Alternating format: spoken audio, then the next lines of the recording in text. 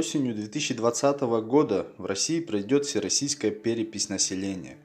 Чем ближе мероприятие, тем чаще встает вопрос, кем же будут записывать себя юртовские ногаи?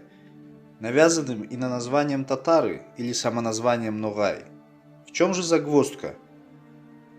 Процитируем слова Арсланова Леонида Шайсултановича, широко известного в тюрко-татарском мире ученого, доктора филологических наук, профессора, заслуженного деятеля науки Татарстан и РФ.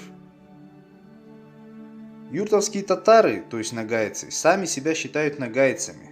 Поволжские татары и карагаши называют их карайле нугайлары, то есть нагайцы с черными домами.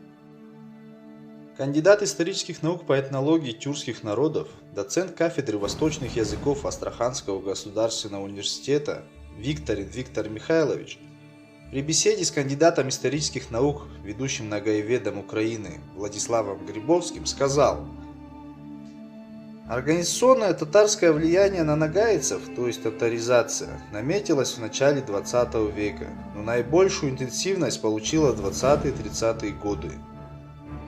Тогда профессор Баскаков заявил, что нагайского языка в Крыму и на Нижней Волге больше не существует, соответственно, нет и нагайцев. Правда, в 1989 году он успел за это извиниться.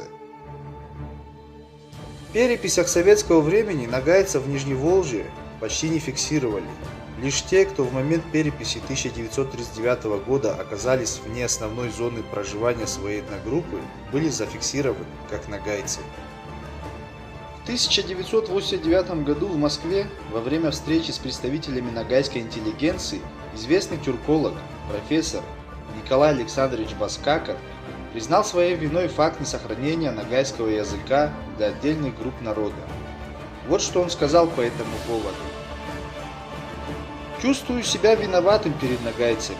В начале 1930-х годов по заданию Министерства по национальностям мне было поручено сделать анализ и определить возможности создания письменности и обучения детей нагайскому языку в регионах компактного проживания нагайцев.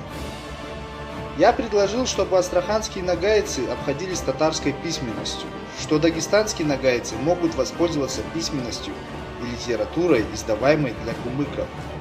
Крымские нагайцы – письменностью и литературой крымских татар. Я сейчас понимаю, к чему это привело, я себя корю за это.